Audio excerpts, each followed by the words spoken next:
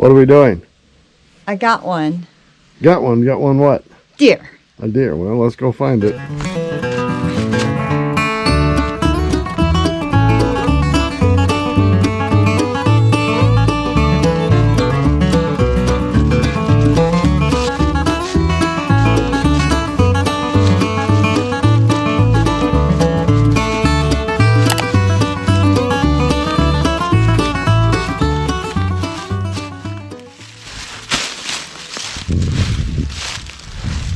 Thank you, dear. Thank you, dear. Thank you, Jesus, for the deer.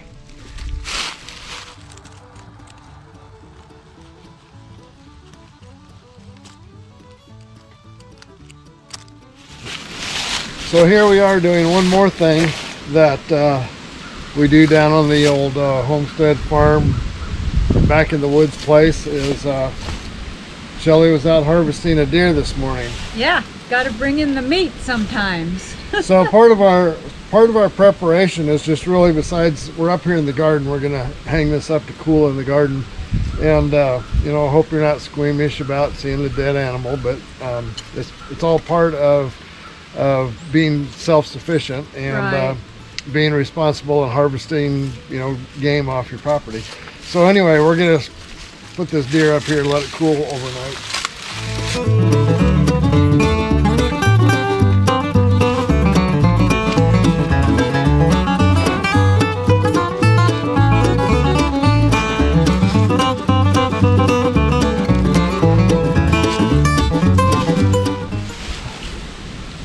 This is an admittedly small deer, but it happened to be the one that came around, so.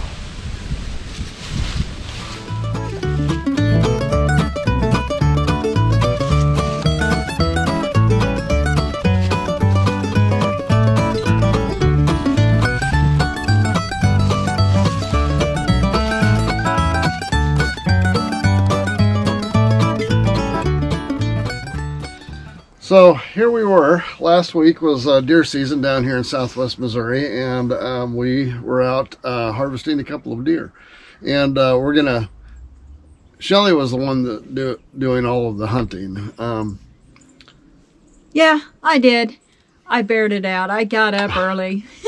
He slept in bed and I got up early. Somebody's got to bring home the venison. Yeah. So yeah, when I was a little kid, I think I shot my first deer on a deer hunt when I was 10 years old, and that was just a few days before my 11th birthday. And Dad gave me the gun that I was using to when I shot that deer for my 11th birthday a couple of days later. So Is that the that's gun? how long. That's that one that she shot the Widowmaker out of the tree. Yeah, I was going to ask you if that's the one with the power pack. That's the one. Yeah. Oh, by the way, I got to say, I learned a lesson. I got scoped right there. Yep.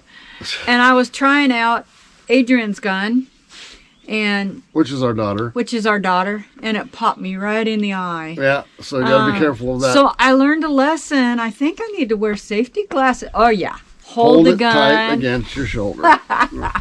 I'm still learning things. So I grew up hunting deer, and you know, my family, a lot like Shelley's family, you know, survived part of, you know, what went into the freezer was wild game. And it's all part of the self-sufficiency thing. Back, you know, back when I was a kid growing up, it was just the excitement and the enthusiasm of a hunt, you know. But what I didn't realize then was, you know, that was how we primarily put meat in the freezer because times were tough back when I was a kid growing up. And I know that similar things was true in Shelley's family. I mean, your brothers and dad and all that hunted a lot of geese and ducks and things like that pheasants, too. So deer, yeah, everything. and you know, if you're the kind of people that don't like the whole idea of harvesting wild game, I get that, and it's no big deal. But you know, that aside, it's an excellent way to, you know, supplement meat sources for yourselves and develop a little bit more of that sense of self-sufficiency. And that's what we were doing here. And Shelley did end up, that first one that was on the first part of the video was kind of a small one, but that's what came up there. the second one she got, she kept hunting. Here in Missouri, you can harvest several deer.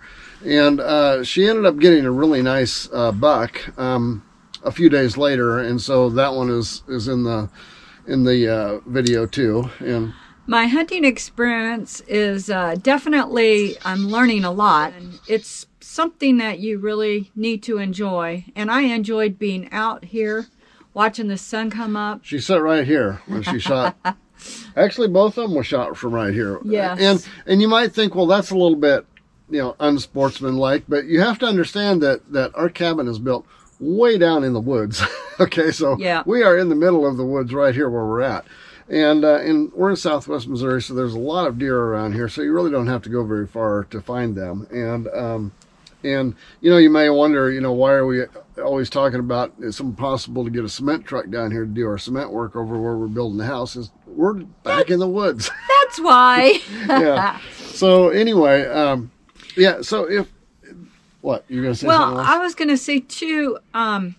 In harvesting a deer, you also can use the skins for other purposes, which our daughter and son-in-law, they wanted the skins, so they're going to use them for something.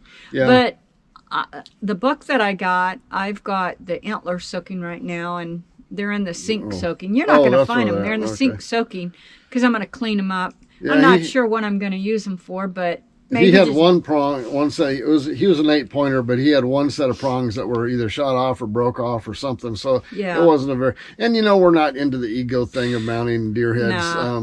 No. So to us it's just a matter of we're putting meat in the freezer. Right. And we experimented with something a year ago or this last summer. We got that freeze dryer that you've seen probably videos on, and she had cooked some. She had smoked some deer steaks, some venison steaks back here on our grill. And when we got all done with that, it was like, well, we got leftovers and what do we do with them? And we tried freeze drying them, and wow, they turned out really good. I mean, it's surprisingly how well I've got them meat freeze dries. I've got them in there if they want to see them. No, that's all right. Okay. We'll look at that another time. Then.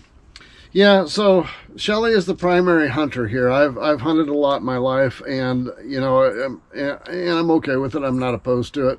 I just I've been happy to kind of let her take the lead on the hunting, as she seems to enjoy it. So pretty much. Yeah. So she's responsible for putting in it, and our kids were here at the Backwoods Bug Out, and they harvested a deer over on their place and brought it over here. So we ended up butchering and processing 3 deer here this year. And we could have probably got one more, but honestly, by the time we got done processing those 3, we were done. And because it was a lot of work. It was a lot of work. And maybe someday, we've got all of those done right now, but maybe someday next year when we harvest one, we may do a little bit of a tutorial on how to process a deer into the various cuts of meat and things like that. So anyway, we're going to finish out this video. You can watch, and it's hard to video a hunt, okay, because it's so time consuming. You got to be quiet and you got to do it. And so, you miss all of the stuff that's happening until you get pictures afterwards. And I got to say the quiet part, because I saw a deer and I'm like, okay, he's going to have to be quiet. And I could hear Martin in there making noise. So I got my phone and I text, please be quiet. Yeah. Because every time he'd make noise, the deer would just look up and look right over here. And I'm like, I can hear it. I guess you could go out into the woods farther and then it wouldn't be an issue, right? Probably, but it's kind of fun just going right out on your deck. Yeah, it is, because you can step about 3 steps back in here and you're in front of the wood stove. So. Yeah, if I need to warm up or something, So anyway, watch us finish out this processing this deer, and this is this season for us. We put 2 of them in the freezer. Our kids put 1 in the freezer, and it's all part of that experience of more self-sufficiency and the backwoods living and out in the woods. I think I will make some deer stew. I think we'll probably do some meatloaf. Yeah. And we could do tacos. And chili is always a big hit. Oh, with me, so. and you like Italian roast beef? Yeah, that works. Yeah. Italian deer beef, I should say. Venison beef. Venison is very lean, so when we got around to doing the hamburger, we usually mix it with a little bit of beef hamburger, or the grocery store up here where they have their butcher shop will also sell beef fat, so you could actually just mix the fat with the venison too, if you don't like the really lean venison meat. And we haven't tried, I mean, I think you have done it before, but we haven't done any kind of deer jerky sausage.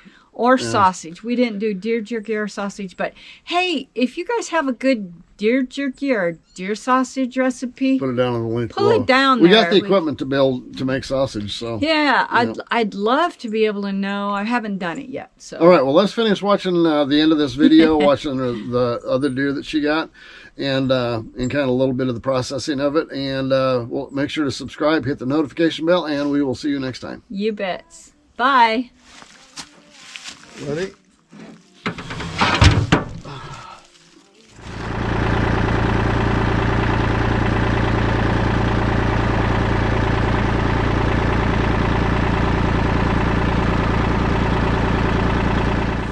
So what are we doing here? Little Shop of Horrors. Little Shop of Horrors, huh? That's funny. So what are you doing, Adrian? This is the back strap. The back strap. Looks good. Butterfly cuts. If you've enjoyed this video, give it a like and a share, and don't forget to hit the subscribe button down below and the notification bell. See you next time. These times.